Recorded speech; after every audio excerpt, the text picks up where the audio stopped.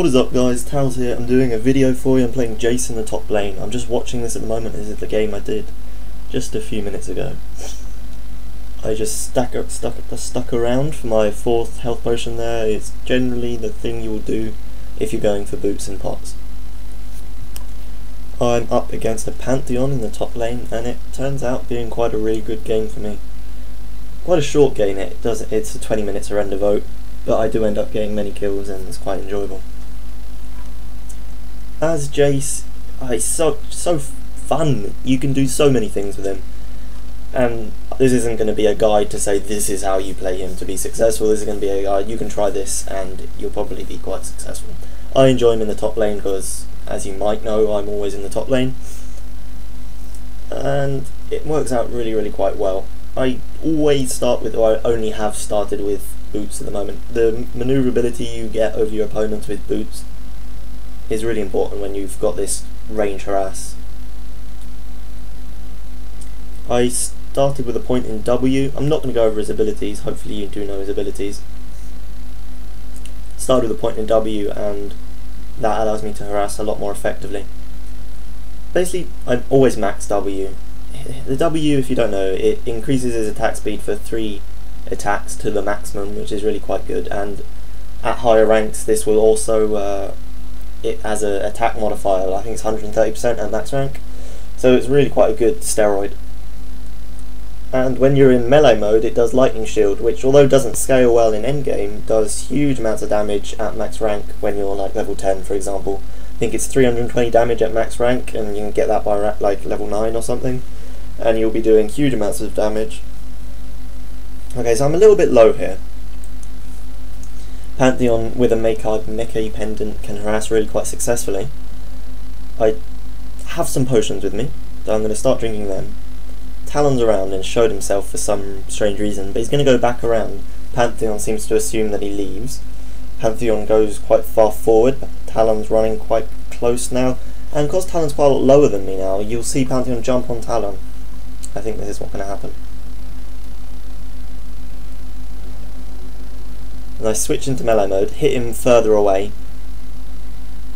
and then go back into range mode and get the kill. I have to flash for it. He flashed as well. I have not got a job as a commentator, as you might have guessed. That was terrible, but hopefully you can see what happened. Talon got away, I got a kill. Pantheon just a little bit too greedy there. He seemed to have seen Talon and still jumped. Well, obviously he saw him because he jumped onto Talon, so I'm not sure what he was thinking. But first blood on Jayce is good, and you know it's going to be a fun game after that. He scales really well with mid game. His end game is okay, especially if you play him as an AD carry, then his late game is going to be great. But as a bruiser, his late game it's okay. You can either play him as a tank basically, or you can play him as an AD carry for end game. Anything in between, and you're not going to have very much of an impact. So just trying to last hit. I'm never going to be doing it very well. And now I start getting camped by their Malphite, but although Jayce doesn't have a hard escape, his movement speed buffs that he has with his, I'll tell you what it's called, with his acceleration gate and the movement speed buff he gets from his passive, makes him really quite hard to pin down if you don't have any hard CC. Though Pantheon does have hard CC, he never seems to get it off at the right time. But at some point in the future I'm going to be getting camped by Malphite. Yeah, here he comes. And just lack of communication at that point. Malphite didn't think that Pantheon would jump in, so he had run away. My flash isn't up at the moment, so I'm really needing to stay quite safe. Okay, let's talk items, I suppose. As an AD carry, you're going to be playing him as an AD carry basically, and only going melee very infrequently to either use his E. I think your E will be the only main use as an AD carry. If you don't know his E in melee mode, hits them away, which is really quite an effective tool. What I build as a top laner, I generally start with Wriggles. It depends. It depends who you're against. Wriggles is really good to counter high harass champions. Now this is Pantheon, especially with a Mecha pendant, or a Nidalee, or a Teemo, or these kind of things. That's when you're definitely going to be wanting a Wriggles as Jayce. So yeah, I'd build a Wriggles.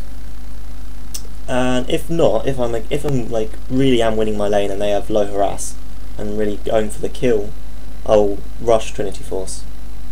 In this game, I go Wriggles and then Frozen Heart. Mainly because there's a Twitch, there's a Nidalee, oh well Nidalee's support Nidalee, but there's a lot of AD being thrown around, and Frozen Heart is really quite good with Jayce. The cooldown reduction is really good because you want to be swapping weapons very often, and the mana is also useful. Jayce doesn't have much mana issues early game, but having the larger mana pool it's not a bad thing. Bot lane giving a kill there. My parents are away on holiday at the moment, and I've been set some tasks such as weeding. I found some weed killer and inhaled a little bit too much of it. I have a very itchy throat, which isn't pleasant. Okay, so I've got my ward down and I'm back in the harass, although I think he's bought a vision ward, I can't remember though. To anyone who's not amazing at top lane, I would recommend buying vision wards more often than sight wards, unless you're at the very, very low elo bracket, or the very, very low level bracket where no one's buying wards. If you're able to take out their ward, the one ward that most average players will buy, then you've got quite a large advantage over them. It's worth the 50 gold. There's a 50 gold difference between vision and sight, and at least half the time you're going to be getting 25 gold for their ward. So it generally pays off, in my opinion. I didn't have enough gold to go straight for the Wriggles, so I bought 2 cloth armours instead of buying a longsword or anything like that, because I'm taking a lot of harass from this Pantheon, and the 2 cloth armours will really help out. Malphite came in there for a gank, but my ward allowed me to play safe. I think I go in for the kill here, or at least it's close and something happens. I think, oh, you'll see, I won't explain it.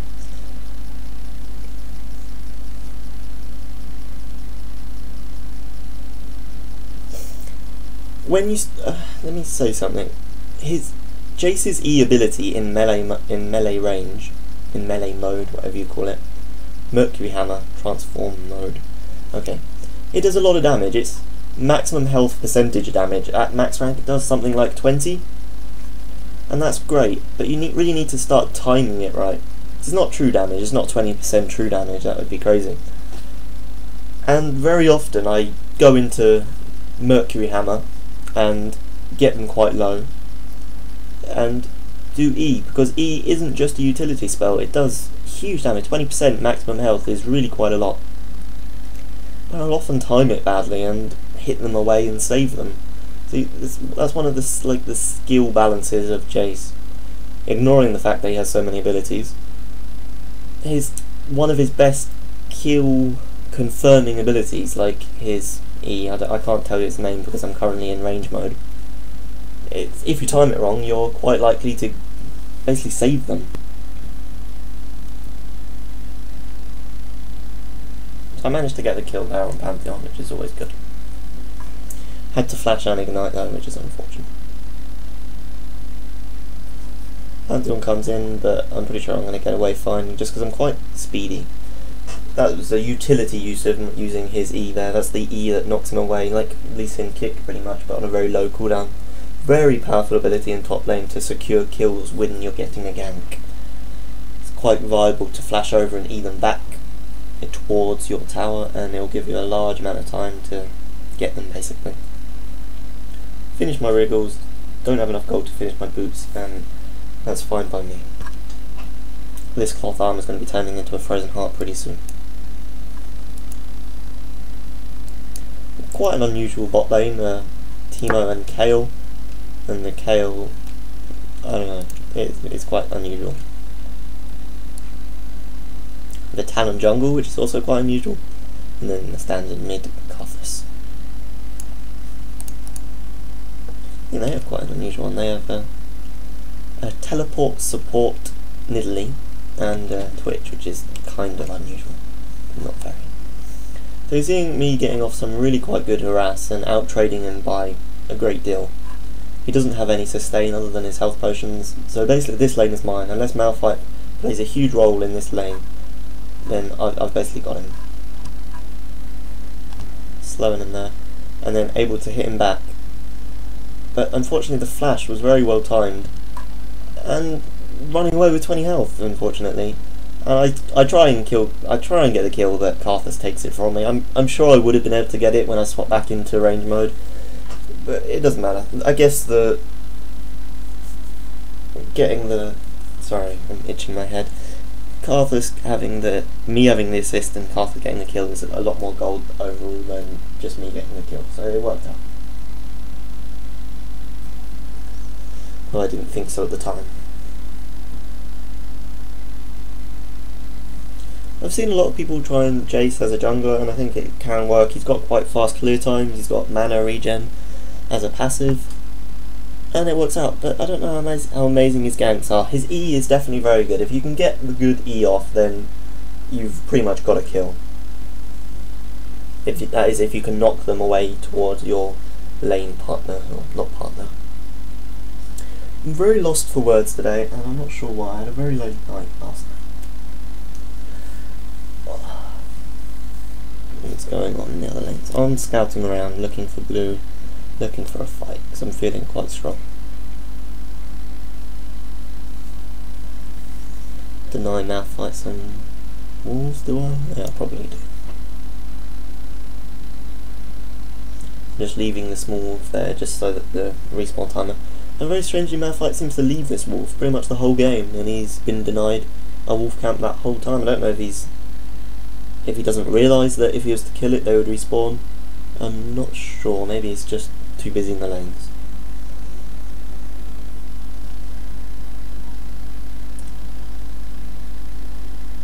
So I'm trying to make this last as long as possible because I see Talon running in. I ignite and I get out of there and let Talon finish it off.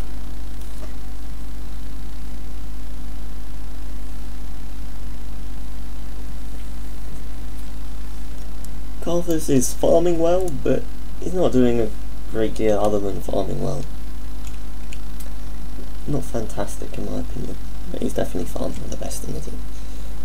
He always seems very unresponsive when Talon came in for kills and that sort of thing. Farming is definitely very important, and I'm not good enough at farming yet, and that is the thing I need to improve. But there's a lot of players that sacrifice all focus on what's happening in the map, specifically for farm, and their game is hindered by that mindset. And the pros are the ones that can do both perfectly. I'm often quite successful in having control of the map and knowing where people are, and being in the right place at the right time normally, but my farm is always subpar. Another Pantheon fail out there. This Pantheon, not fantastic. Hasn't built his Makai pendant into anything. I've called it a Makai and a Meki, and I've still no idea. You can tell me in the comments, I don't know.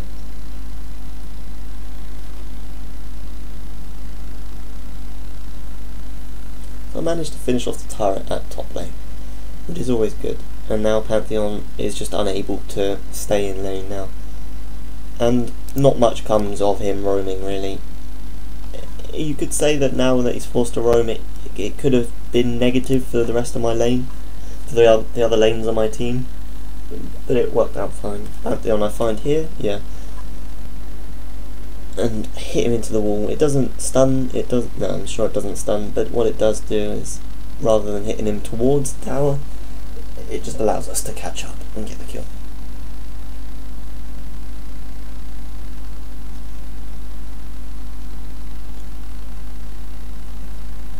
Those of you that don't know, when you place his accelerator gate and use your harass ability Shock Blast, use it through the gate, it will greatly speed up, increase its range and increase its damage. So it's really quite a good harassing tool using both of them at the same time, and like I said, Jayce doesn't have much mana issues. Everything he has is quite low cost, and he has an inbuilt mana regen, which I think, if people are complaining that Jayce is OP, I'm not sure they are. The mana regen is what I would nerf. His utility is balanced by his low attack range in range mode, and his low innate survivability. He has no no shields, no anything like that. He has a very small magic and armor buff. Actually, I just realised it isn't too small. It's pretty impressive. 25 armor at rank 2, which is pretty impressive actually. But he's definitely no Udyr in survivability. So yeah, I think the only thing that you might say is unbalanced about him is his ability to trade, because he's got almost infinite mana. Stacking up my armor now, because we're in the position to be very offensive under their turrets, and no one on this team so far. Talon has no armor. No one has any armor to be able to stand under the turrets, and it does work out in my favour. I'm able to tank quite a few turrets and secure a few kills.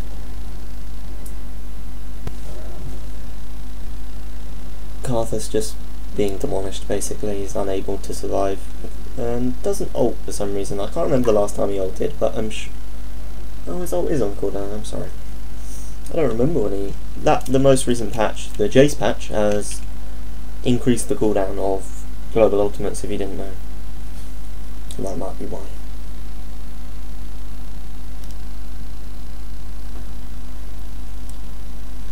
I'm running around, checking everything. If you notice here, that wolf is still there, so Malphite still hasn't cleared that wolf ramp, which isn't great.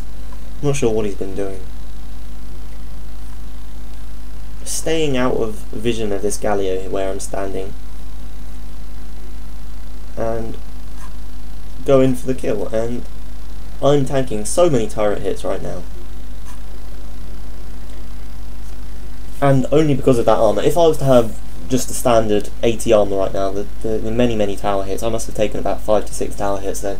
I would have died in that scenario. So what's that? I go for Mercury Treads, specifically against this team. They have a reasonable amount of stuns, Galio ult and Pantheon. I don't think Ninja Tabby would have been the best choice in this case, but for boots I would say just look at the enemy team.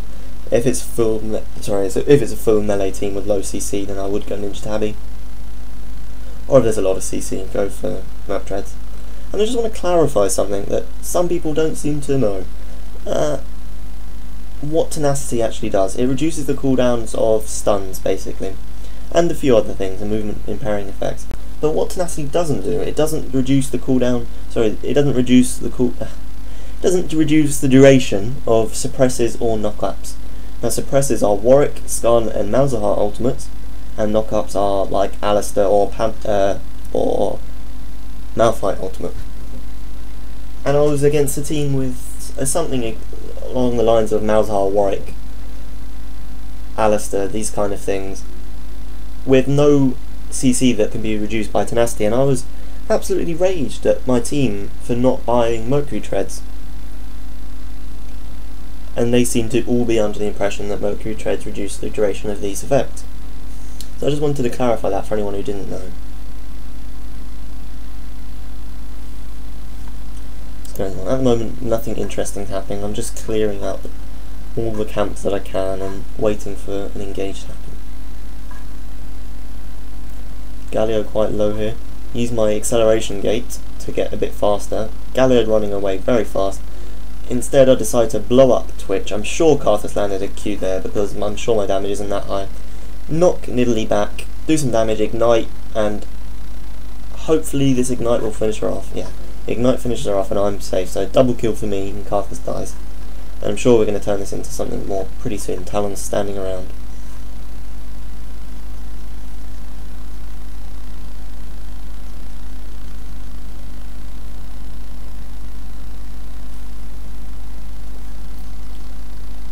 At the moment we're setting ourselves up for a 3v3. We've got Teemo at bot lane. Malphite with his Sunfire Cape will be a bit tanky for our damage at the moment. We've got Kayle here as support, so she's not really putting out anything interesting. Okay, so I'd be here because I've got enough gold to finish off my Frozen Heart. And once you do get your Frozen Heart, you are bloody tanky to anyone who is an AP. The cooldown reduction is really quite useful as Jayce, because it's taken my transform down to a 4.5 second cooldown, down from 6, I think. The 6 is base, and obviously you can get it lower with other items if you so wish. I'm truly suffering from a very sore throat because of this weed killer. I'm not sure if it's such a good thing. Maybe shouldn't have breathed in so much of it. I'm wondering if I should be worried. And like I said, this is quite a short game, and the surrender vote is going to come in pretty soon. I think we might pick up another kill or two. Talon managed to burst out, and unfortunately Malphite misses his ult, more fortunate for us. I tried many builds with Jayce at top lane, and some things work. Mandred's Blood Razor is pretty viable on Jayce, I find. Although you'd say Hypercharge decreases his scaling with attack speed, in which it does, it also scales very well with on-hit effects. What it does, it gives you 2.5 attack speed for 3 attacks. And 2.5 attack speed is very hard to reach normally. You'd have to be stacking attack speed, and with Mandred's Blood Razor, 4% maximum health on hit, every hit, you're going to be doing 3 attacks in 1 second, very roughly. And that's 12% of their maximum health in a second, additional to your normal attack damage, and that's really quite a powerful thing.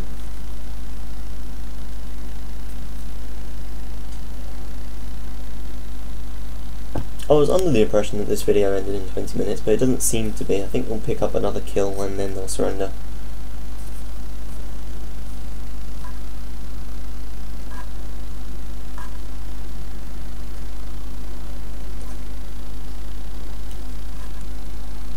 Twitch at this point, incredibly squishy, and my Thundering Blow doing almost 20% and 160 additional damage is really quite powerful. It's doing a lot of damage.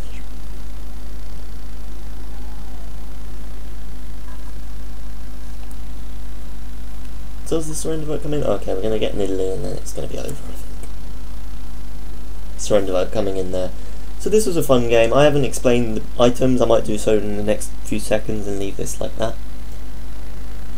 Later on, I think other items that are viable. Trinity Force is very viable. You're constantly using abilities and you're constantly going to have the benefit of the Sheen proc. Other items, more of Mortilis, or however you might say it, is very good. And Guardian's Angel will be a very viable item. So that's all. It's just been an interesting gameplay here, knowing that you can do really well with Jayce in the top lane. And I think he really is viable in top, jungle, and in AD carry. And I'm really impressed with Riot for making such an interesting champion. Okay, I'll leave it here, guys. I'm going to continue on my new series. If you haven't seen it, go check it out. It's How to Top Strangely. I'm going to be doing very strange champions in top lane and being quite successful with them. So, see you next time. Okay guys, just going to leave you with a short message. I've finished high school now. I don't plan to put all my time into YouTube. Hopefully we'll be pumping out lots of videos of much higher quality than they were in the past. So if you're enjoying this stuff, maybe subscribe and like. It'd be so appreciated. So yeah, hope you tune in next time.